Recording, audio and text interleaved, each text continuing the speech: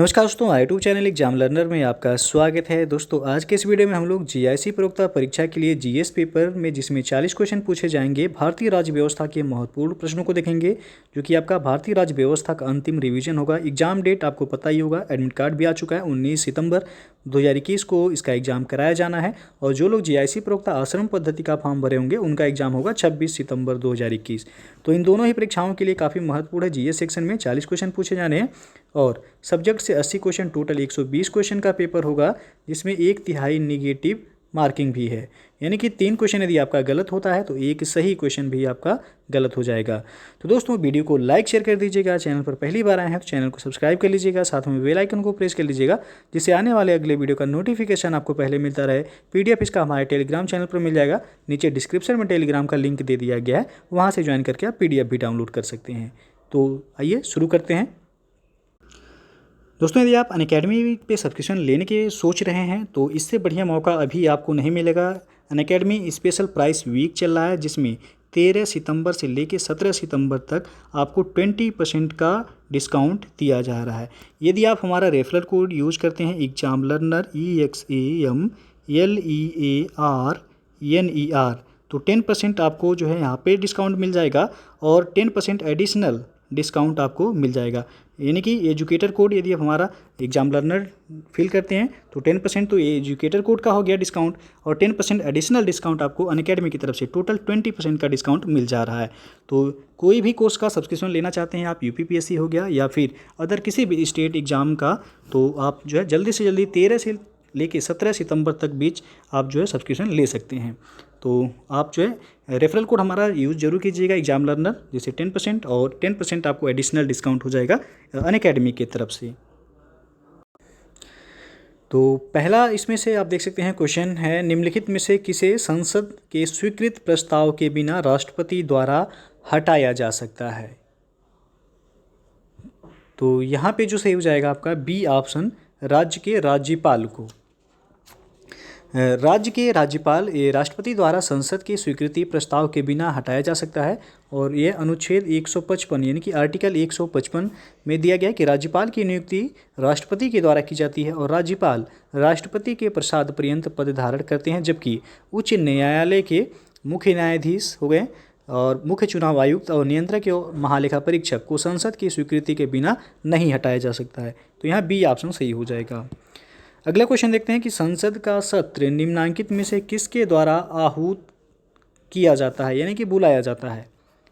तो यहाँ पे ए ऑप्शन सही हो जाएगा, राष्ट्रपति के द्वारा। संसद का सत्र राष्ट्रपति के द्वारा आहूत यानी कि बुलाया जाता है। और सामान्यतः वर्ष में 3 सत्र होते हैं।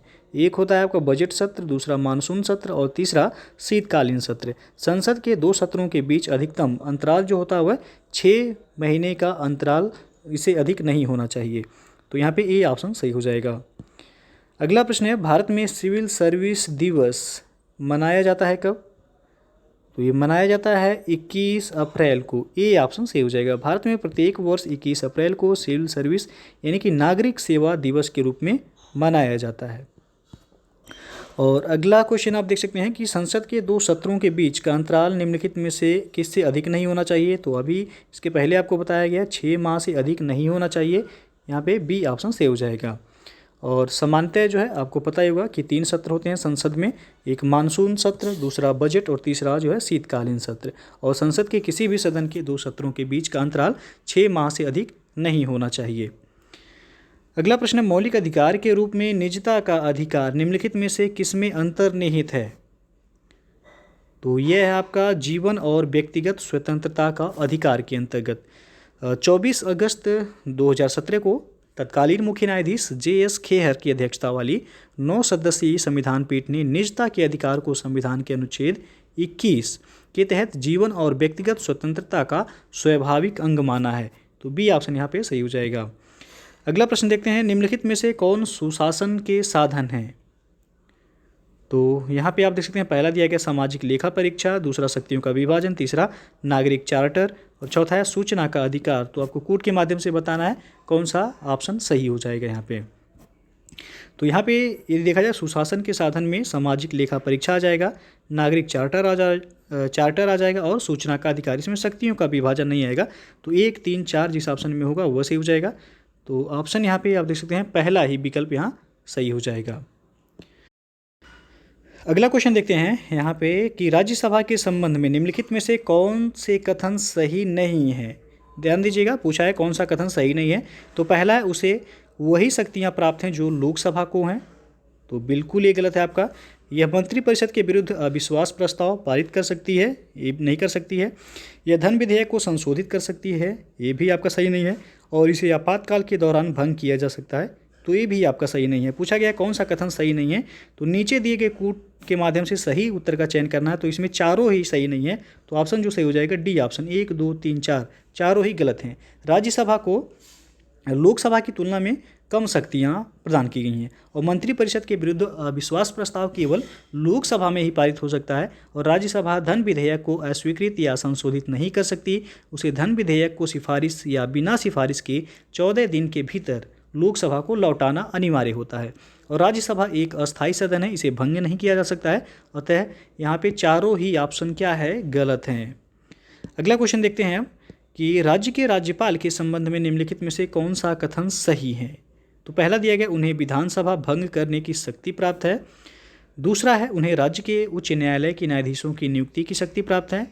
तीसरा उन्हें मृत्यु दंड के मामले में क्षमादान की शक्ति प्राप्त है। और चौथा उनके पास राजनयिक शक्तियाँ हैं। तो नीचे दिए गए कूट के माध्यम से आपको बताना है कौन सा ऑप्शन सही हो जाएगा यहाँ पे। तो यहाँ जो सही होगा आपका केवल और एक जो है ये आपका सही है, बाकी सभी यहाँ पे गलत हैं।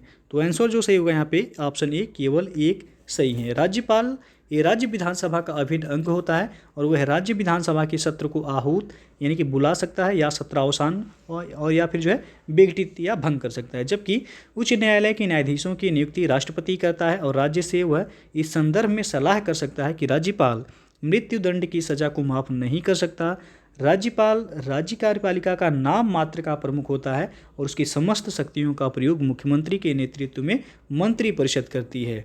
तो केवल ये जो है यहाँ पे सही हो जाएगा। अगला प्रश्न है एक राज्य के महाधिवक्ता का कार्यकाल होता है। तो ऑप्शन है यहाँ पे 4 वर्ष, 5 वर्ष या 6 वर्ष या 65 वर्ष की आयु, जो भी पहले हो। और एक और ऑप्शन होगा डी ऑप्शन। तो डी ऑप्शन जो है यहाँ पे मिसिंग है। डी ऑप्शन है आपका निर्धारित नहीं किया जा सकता। डी ऑप्शन क्या होगा, तो निर्धारित नहीं किया जा सकता। तो आपको बताना है इसमें से कौन सा ऑप्शन सही होगा। तो ऑप्शन जो सही होगा यहाँ पे डी ऑप्शन, निर्धारित नहीं किया जा सकता है। क्योंकि आपको पता होगा कि भारतीय संविधान के अनुच्छेद 165 यानी कि आर्टिकल 165 के तहत राज्य के महाधिवक्ता की व्यवस्था की गई है और संविधान द्वारा महाधिवक्ता के कार्यकाल को निश्चित नहीं किया गया और इसके अतिरिक्त संविधान में उसे हटाने की व्यवस्था का भी वर्णन नहीं किया गया है। वह अपने पद पर राज्यपाल के प्रसाद पर्यंत बना रहता है। तो इसलिए डी ऑप्शन सही होगा, निर्धारित नहीं किया जा सकता। अगला प्रश्न है निम्नलिखित राज्यों में से किस राज्य की लोकसभा में सीटों की संख्या सर्वाधिक है। तो यहाँ पे जो सही हो जाएगा आपका ए ऑप्शन। ऑप्शन में जो दिया गया है महाराष्ट्र में जो है सर्वाधिक लोकसभा की सीटें हैं। यदि देखा जाए तो यहाँ पे 48 लोकसभा की सीटें हैं। वैसे तो सर्वाधिक उत्तर प्रदेश में है, यूपी में 80 सीटें हैं लोकसभा की, लेकिन ऑप्शन में महाराष्ट्र दिए गए 48 सीटें यहाँ पे। और राजस्थान में लोकसभा की 25 सीटें हैं। तमिलनाडु में देखा जाए तो 39 सीटें हैं लोकसभा की और पश्चिम बंगाल में 42 सीटें हैं। सर्वाधिक उत्तर प्रदेश में है 80 सीटें लोकसभा के, जो कि ऑप्शन में नहीं है। तो ऑप्शन में सर्वाधिक महाराष्ट्र में ए ऑप्शन सही हो जाएगा। अगला प्रश्न है भारतीय संविधान की प्रस्तावना में समाजवादी शब्द किस संशोधन के तहत जोड़ा गया। तो यहाँ पे जो सही हो जाएगा आपका ए ऑप्शन सही हो जाएगा। 42वां संविधान संशोधन 1976 में 42वें संविधान संशोधन अधिनियम 1976 के द्वारा भारतीय संविधान की प्रस्तावना में समाजवादी, पंथनिरपेक्ष और अखंडता शब्द जोड़े गए थे। और अगला जो प्रश्न है वो आपका भारतीय संविधान की प्रस्तावना में निम्नलिखित में से किस स्वतंत्रता का वर्णन नहीं है। तो इसमें आर्थिक स्वतंत्रता का वर्णन नहीं है, डी विकल्प सही हो जाएगा। भारतीय संविधान की प्रस्तावना में सामाजिक, आर्थिक और राजनीतिक न्याय, विचार, अभिव्यक्ति, विश्वास, धर्म और उपासना की स्वतंत्रता, प्रतिष्ठा और अवसर की समानता का वर्णन तो है, परंतु आर्थिक स्वतंत्रता का इसमें उल्लेख नहीं है, इसलिए डी ऑप्शन सही हो जाएगा। अगला जो प्रश्न है, संविधान को एक पवित्र दस्तावेज किसने कहा है? तो इसका सही आंसर हो जाएगा A option, Bhimrao Ambedkar. Doctor Bhimrao Ambedkar ने भारतीय संविधान को एक पवित्र दस्तावेज कहा है। 29 अगस्त 1947 को संविधान सभा ने भीमराव अंबेडकर की अध्यक्षता में 7 सदस्यीय प्रारूप समिति का गठन किया था। और प्रारूप समिति के पूछा जाता है अध्यक्ष कौन है, तो डॉक्टर भीमराव अंबेडकर प्रारूप समिति के अध्यक्ष थे। अगला प्रश्न है, निम्नलिखित में से किस वाद में उच्चतम न्यायालय ने धारणा प्रस्तुत की कि उद्देशिका संविधान का भाग है? इसका सही आंसर होगा सी ऑप्शन, बम्बई बनाम यूनियन ऑफ इंडिया। बम्बई बनाम यूनियन ऑफ इंडिया के मामले में उच्चतम न्यायालय ने कहा कि उद्देशिका संविधान का अभिन्न अंग है, और केशवानंद भारती बनाम केरल राज्य के मामले में भी अधिकांश न्यायाधीशों ने इसे संविधान का भाग माना था। तो सी ऑप्शन सही हो जाएगा। अगला क्वेश्चन है, भारत के संविधान की उद्देशिका में कितने प्रकार के न्याय की व्यवस्था की गई है? तो इसमें 3 प्रकार के न्याय की व्यवस्था किया गया है, बी विकल्प सही हो जाएगा। और इसमें है आपका सामाजिक न्याय, आर्थिक न्याय और राजनैतिक न्याय। अगला क्वेश्चन है आपका कि मौलिक अधिकार क्या है? तो मौलिक अधिकार वाद योग्य है, ए ऑप्शन सही हो जाएगा। अगला प्रश्न आप देखते हैं कि भारतीय संविधान में किस अनुच्छेद के अंतर्गत नागरिकों को मौलिक अधिकार प्रदान किए गए हैं? तो ये किया गया अनुच्छेद 12 से 35 तक, बी विकल्प सही हो जाएगा। और वर्तमान में कुल कितने मौलिक अधिकार हैं? तो 6 मौलिक अधिकार प्रदान किए गए हैं। अगला क्वेश्चन है, भारतीय संविधान में स्वतंत्रता का अधिकार 4 अनुच्छेदों द्वारा प्रदान किया गया है, जो हैं, तो इसमें जो सही हो जाएगा ए ऑप्शन 19 से 22 तक। भारतीय संविधान के भाग 3 के तहत अनुच्छेद 19 से अनुच्छेद 22 तक 4 अनुच्छेदों द्वारा स्वतंत्रता का अधिकार प्रदान किया गया है, और अनुच्छेद 19 में अभिव्यक्ति की स्वतंत्रता समेत 6 प्रकार की स्वतंत्रताएं प्रदान की गई हैं। तो ये ऑप्शन सही हो जाएगा। अगला प्रश्न है, मौलिक अधिकारों के अंतर्गत कौन सा अनुच्छेद बच्चों के शोषण से संबंधित है? तो यह है आपका अनुच्छेद 24, डी विकल्प सही हो जाएगा। संविधान के अनुच्छेद 24 के अनुसार 14 वर्ष से कम आयु के किसी बालक को किसी कारखाने या खान में काम करने के लिए नियोजित नहीं किया जाएगा, या किसी अन्य परिसंकटमय नियोजन में भी नहीं लगाया जाएगा। अगला जो प्रश्न है, संविधान के किस प्रावधान के द्वारा अस्पृश्यता का उन्मूलन किया गया है? तो किया गया अनुच्छेद 17 के तहत, सी विकल्प सही हो जाएगा। और अगला प्रश्न देखते हैं, भारत के संविधान का निम्नलिखित में से कौन सा अनुच्छेद प्रेस की स्वतंत्रता से संबंधित है? तो यह अनुच्छेद 19, ए विकल्प सही हो जाएगा। अनुच्छेद 19 एक के अंतर्गत वर्णिक वाक स्वातंत्र्य और अभिव्यक्ति की स्वतंत्रता के अधिकार में न्यायालय द्वारा इसको सम्मिलित माना गया है। तो प्रेस की स्वतंत्रता का उल्लेख जो है इसमें नहीं है, लेकिन वाक स्वातंत्र्य और अभिव्यक्ति की स्वतंत्रता का वर्णन किया गया इसमें। अगला क्वेश्चन है आपका, भारतीय गणराज्य के संविधान का कौन सा अनुच्छेद व्यक्ति की प्राण एवं दैहिक स्वतंत्रता के संरक्षण से संबंधित है? तो यह आपका अनुच्छेद 21, बी विकल्प यहाँ पे सही हो जाएगा। भारतीय गणराज्य के संविधान का अनुच्छेद 21 व्यक्ति की प्राण एवं दैहिक स्वतंत्रता का संरक्षण से संबंधित है यह। और अगला जो प्रश्न है, मौलिक अधिकारों का संरक्षक कौन है? तो ये ऑप्शन सही हो जाएगा, न्यायपालिका। भारतीय संविधान में मौलिक अधिकारों के उल्लंघन के विरुद्ध अनुच्छेद 32 के तहत संवैधानिक उपचारों का अधिकार प्रदान किया गया है। इसके तहत कोई व्यक्ति मौलिक अधिकारों के हनन की स्थिति में न्यायपालिका की शरण ले सकता है। और अनुच्छेद 32 के तहत सर्वोच्च न्यायालय और अनुच्छेद 226 के तहत उच्च न्यायालय मौलिक अधिकारों के उल्लंघन की स्थिति में उपचार प्रदान कर सकते हैं। अगला प्रश्न है, निम्नलिखित में से किस एक अधिकार को डॉक्टर भीमराव अंबेडकर द्वारा संविधान की आत्मा कहा गया है? तो यह संवैधानिक उपचारों का अधिकार, जो कि अनुच्छेद 32 में है, डी ऑप्शन सही हो जाएगा। और अगला जो प्रश्न है, व्यक्तिगत स्वतंत्रता के लिए उच्च न्यायालय निम्नलिखित में से किस रिट को जारी कर सकता है? तो यह है बंदी प्रत्यक्षीकरण, सी ऑप्शन सही हो जाएगा। भारतीय संविधान के अनुच्छेद 226 के अनुसार उच्च न्यायालय व्यक्तिगत स्वतंत्रता के लिए बंदी प्रत्यक्षीकरण रिट को जारी कर सकता है, और बंदी प्रत्यक्षीकरण का अर्थ है व्यक्ति को सशरीर उपस्थित करने की मांग। अगला क्वेश्चन अब देखते हैं, भारत के सर्वोच्च न्यायालय ने संविधान की मूल संरचना सिद्धांत यानी कि बुनियादी ढांचा सिद्धांत का प्रतिपादन निम्नलिखित में से किस मुकदमे में किया है? तो ऑप्शन आप देख सकते हैं यहाँ पे, इसका सही आंसर हो जाएगा यहाँ पे सी ऑप्शन, केशवानंद भारती बनाम केरल राज्य। ये आपका 1973 के बाद में जो है भारत के सर्वोच्च न्यायालय द्वारा संविधान की मूल संरचना यानी कि बुनियादी ढांचा के सिद्धांत का प्रतिपादन किया गया था, जिसका अनुमोदन मिनर्वा मिल्स जो कि 1980 के बाद में किया गया था। तो सी विकल्प सही होगा यहाँ। अगला प्रश्न है, निम्नलिखित में से किसके द्वारा संपत्ति के मूल अधिकार का लोप किया गया? तो इसका सही आंसर हो जाएगा सी विकल्प, संविधान का 44वां संशोधन अधिनियम 1978 द्वारा संपत्ति के मूल अधिकार का लोप किया गया, यानी कि इसे मूल अधिकारों की सूची से बाहर कर दिया गया और इसे कानूनी अधिकार का दर्जा दिया गया वर्तमान में। यह आपका आर्टिकल 300 का में जो है अब कर दिया गया संपत्ति के अधिकार को। अगला क्वेश्चन है आपका, निम्नलिखित में से कौन सा मूल अधिकार विदेशी नागरिकों को प्राप्त नहीं है? तो यहाँ पे बी ऑप्शन सही होगा, अभिव्यक्ति की स्वतंत्रता का अधिकार। इसे जो है विदेशी नागरिकों को जो है प्राप्त नहीं है अभिव्यक्ति की स्वतंत्रता। और यदि देखा जाए भारत में मूल अधिकार जो है नागरिकों और विदेशियों दोनों को समान रूप से उपलब्ध हैं। उनमें आपका विधि के समक्ष समता है जो कि अनुच्छेद 14 में है, अपराधों के लिए दोष सिद्धि अनुच्छेद 20 में है, प्राण एवं दैहिक स्वतंत्रता का संरक्षण 21 में है, शिक्षा का अधिकार अनुच्छेद 21 का, ये जो है आपका भारतीयों को भी प्राप्त है और विदेशियों को भी प्राप्त है। धर्म की स्वतंत्रता का अधिकार जो कि अनुच्छेद 25 से 28 में है, ये भी दिया गया है। शोषण के विरुद्ध अधिकार जो कि 23 और 24 अनुच्छेद में है, इसे भी भारतीय और विदेशी नागरिकों को दोनों को दिया गया है। लेकिन अभिव्यक्ति की स्वतंत्रता का अधिकार जो कि आपका अनुच्छेद 19(1) में दिया गया है, यह विदेशियों को प्राप्त नहीं है। अगला क्वेश्चन देखते हैं कि राज्य के नीति निर्देशक सिद्धांतों को भारतीय संविधान में शामिल किए जाने का उद्देश्य है। तो यहाँ पे डी विकल्प से होगा, सामाजिक और आर्थिक प्रजातंत्र को स्थापित करना।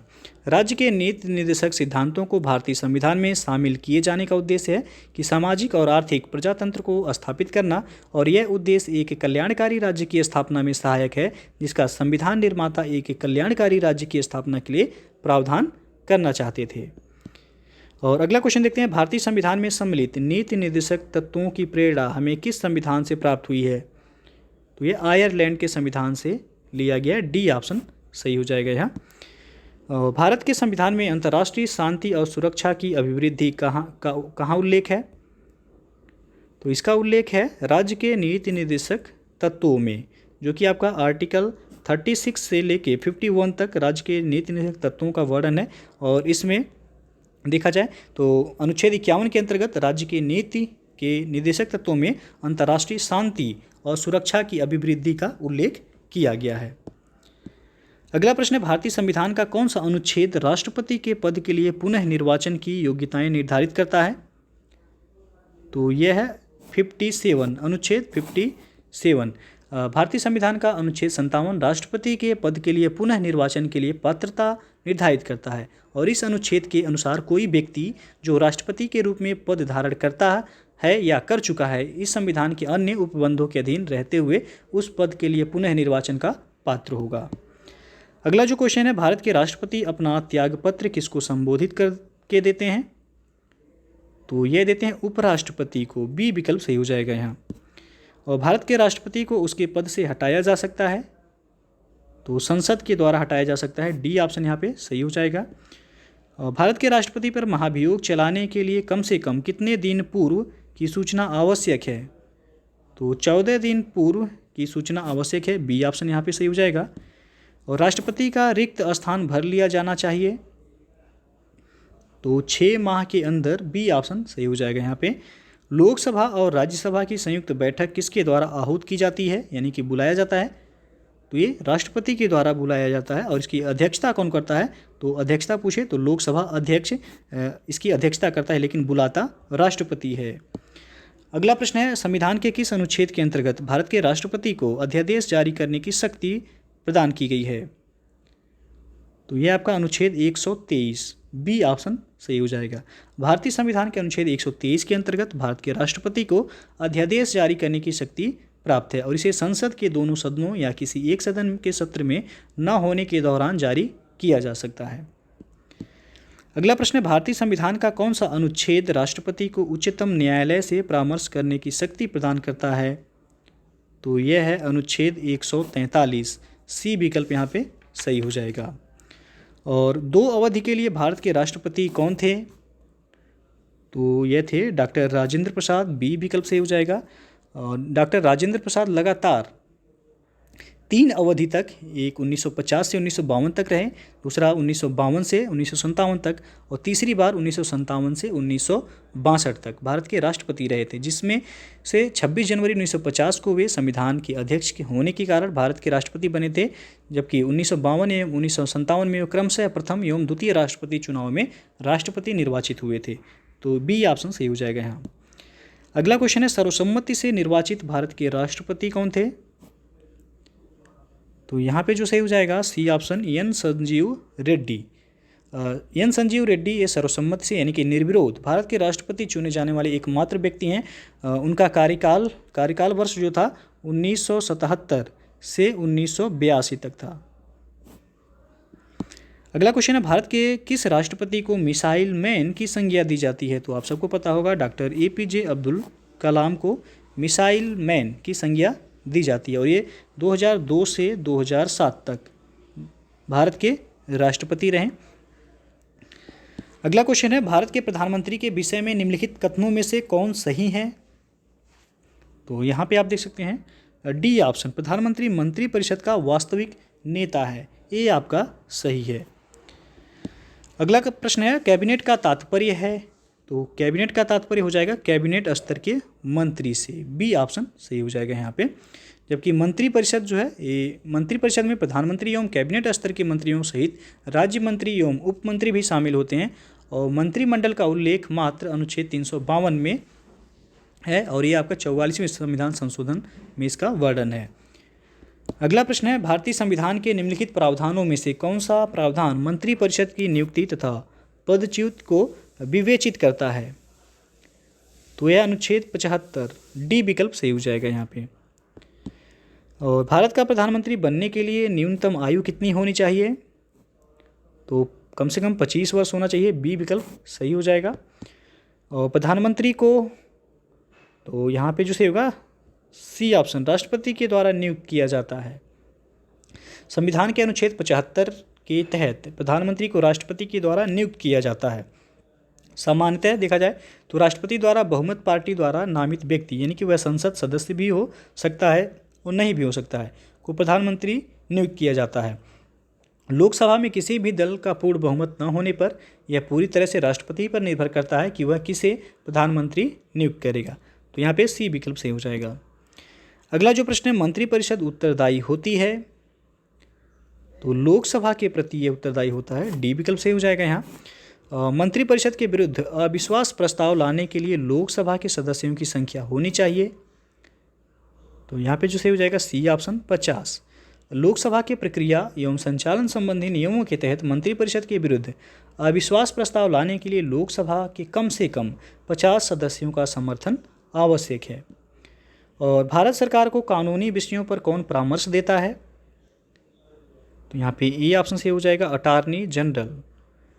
अनुच्छेद 76 में इसका वर्णन है और 76(2) में है कि महान्यायवादी भारत यानी कि अटॉर्नी जनरल सरकार को जो है कानूनी विषयों पर परामर्श देता है और यह भारत सरकार का प्रथम विधि अधिकारी है और राष्ट्रपति के प्रसाद पर्यंत अपना पद धारण करता है। तो एक क्वेश्चन और पूछा जाता है, भारत का प्रथम विधि अधिकारी कौन होता है? तो वह अटॉर्नी जनरल है।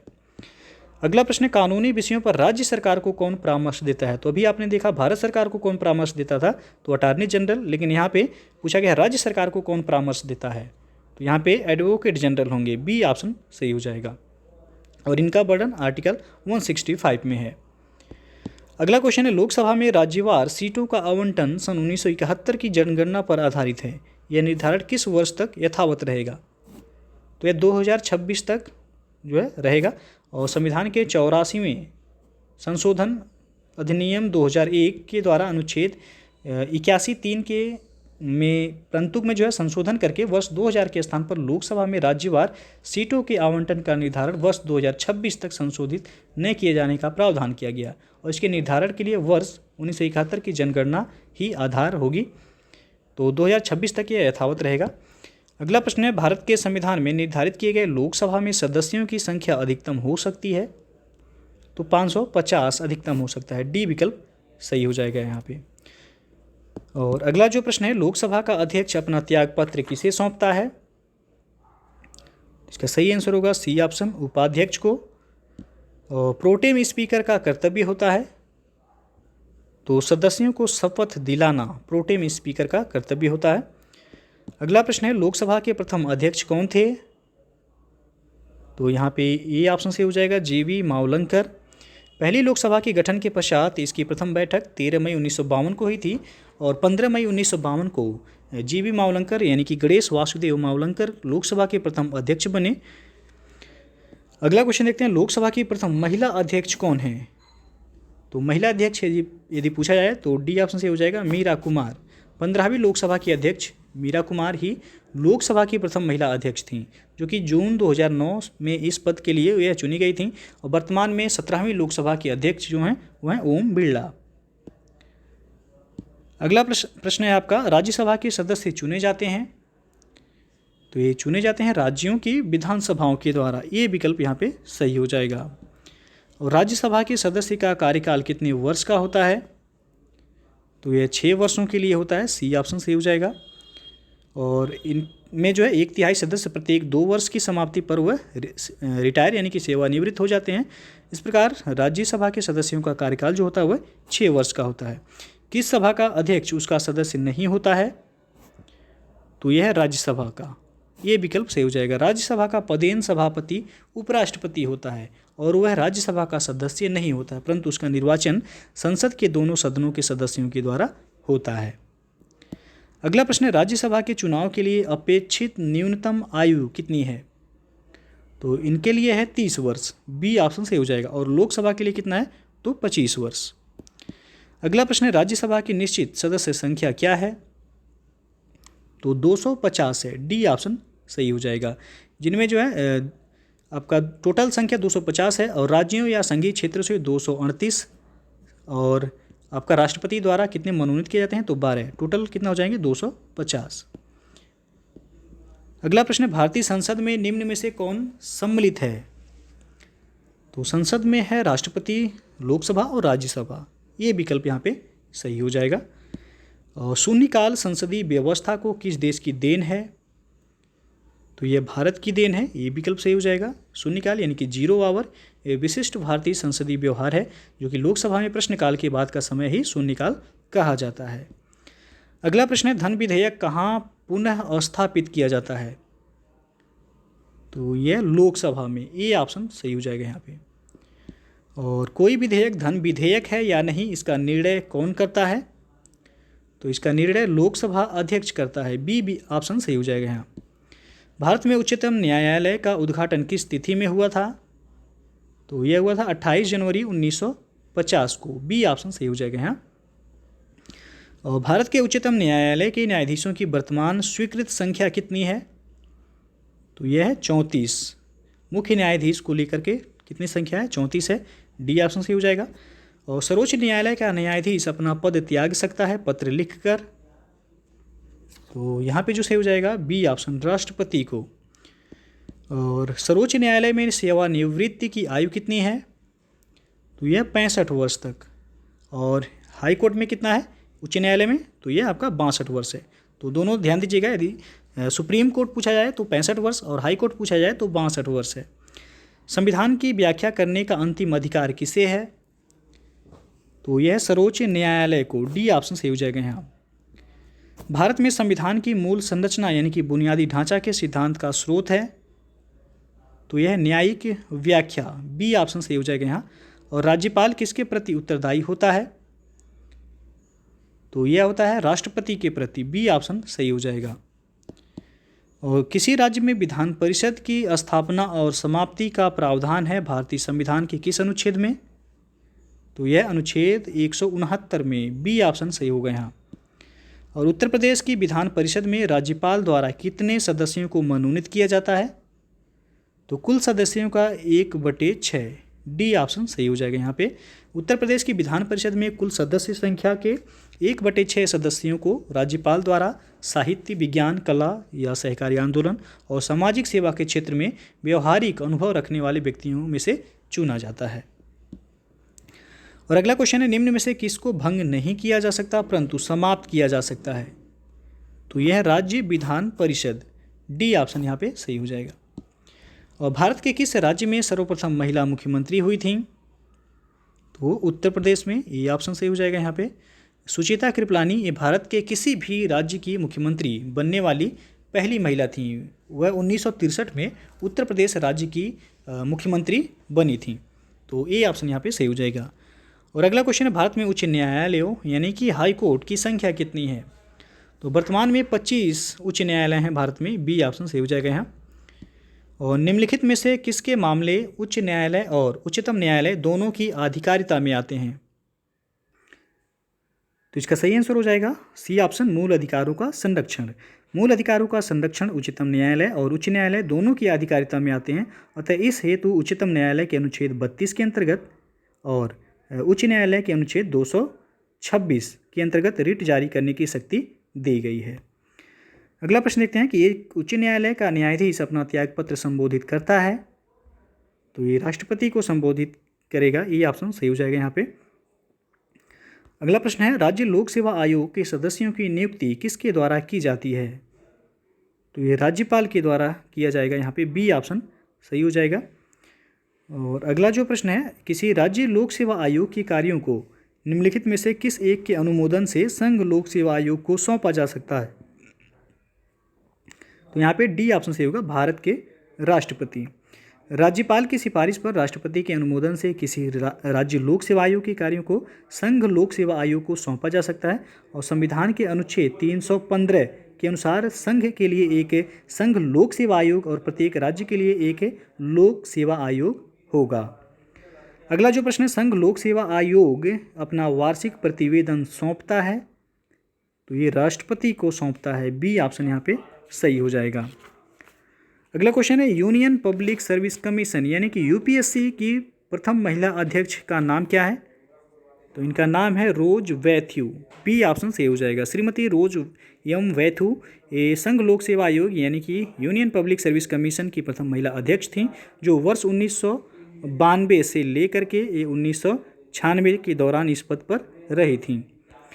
अगला क्वेश्चन है, भारत में पहली बार लोक सेवा आयोग की स्थापना जिस अधिनियम से हुई वह कौन सा था? तो यहाँ पे सी ऑप्शन से होगा, गवर्नमेंट ऑफ इंडिया एक्ट 1919। 1919 के भारत शासन अधिनियम के अंतर्गत भारत में प्रथम लोक सेवा आयोग 1926 ईस्वी में स्थापित किया गया। उस समय इसमें एक अध्यक्ष तथा 4 सदस्य थे और 1935 के अधिनियम के द्वारा इसका नाम संघीय लोक सेवा आयोग रखा गया। तो सी ऑप्शन सही हो जाएगा यहाँ। अगला क्वेश्चन है, भारत के मुख्य चुनाव आयुक्त को नियुक्त किया जाता है। तो यहाँ पे सी ऑप्शन से हो जाएगा, राष्ट्रपति के द्वारा। भारतीय संविधान के अनुच्छेद 324 में वह आपका चुनाव आयोग का वर्णन किया गया और 324(2) में है कि भारत के निर्वाचन आयोग के मुख्य चुनाव आयुक्त तथा अन्य चुनाव आयुक्त की नियुक्ति संसद के द्वारा बनाई गई विधि के अधीन राष्ट्रपति के द्वारा की जाएगी। अगला प्रश्न है, भारत के मुख्य निर्वाचन आयुक्त की पदावधि क्या है? तो यहाँ पे जो सही हो जाएगा सी ऑप्शन, 6 वर्ष या 65 वर्ष की आयु तक जो भी पहले हो। और अगला क्वेश्चन है, मुख्य चुनाव आयुक्त को पदच्युत किया जा सकता है। तो ये किया जा सकता है संसद के दोनों सदनों के सदस्यों के 2/3 बहुमत से प्रमाणित कदाचार के आधार पर। और किस संविधान संशोधन के द्वारा मतदान की आयु 21 वर्ष से घटाकर 18 वर्ष कर दिया गया? तो ये किया गया था 61वें संविधान संशोधन 1988 के द्वारा मताधिकार की आयु को 21 वर्ष से घटाकर 18 वर्ष कर दिया गया, जो कि ये 28 मार्च 1989 से प्रभावी हुआ। अगला प्रश्न है, निर्वाचन आयोग को 3 सदस्यीय आयोग किस वर्ष से बनाया गया? तो ये बनाया गया था 1989 से। सी विकल्प सही हो जाएगा यहाँ पे। और अगला क्वेश्चन देखते हैं कि निम्नलिखित में से कौन सा नेशनल वोटर्स डे है? यानी कि राष्ट्रीय मतदाता दिवस कब मनाया जाता है, तो ये 25 जनवरी को मनाया जाता है। सी विकल्प यहाँ पे सही हो जाएगा। तो दोस्तों ये था भारतीय राज्य व्यवस्था के महत्वपूर्ण प्रश्न जो कि आपके जीआईसी प्रयोक्ता जीएस पेपर के लिए काफ़ी महत्वपूर्ण है। तो वीडियो यदि अच्छा लगा हो तो लाइक शेयर कर दीजिएगा। चैनल को सब्सक्राइब नहीं किए हैं तो चैनल को सब्सक्राइब कर लीजिएगा। साथ में बेल आइकन को प्रेस कर लीजिएगा जिससे आने वाले अगले वीडियो का नोटिफिकेशन आपको पहले मिलता रहे। और पीडीएफ इसका हमारे टेलीग्राम चैनल पर मिल जाएगा। नीचे डिस्क्रिप्शन में टेलीग्राम का लिंक दे दिया गया है, वहाँ से ज्वाइन करके आप पीडीएफ भी डाउनलोड कर सकते हैं। तो वीडियो को पूरा देखने के लिए बहुत बहुत धन्यवाद।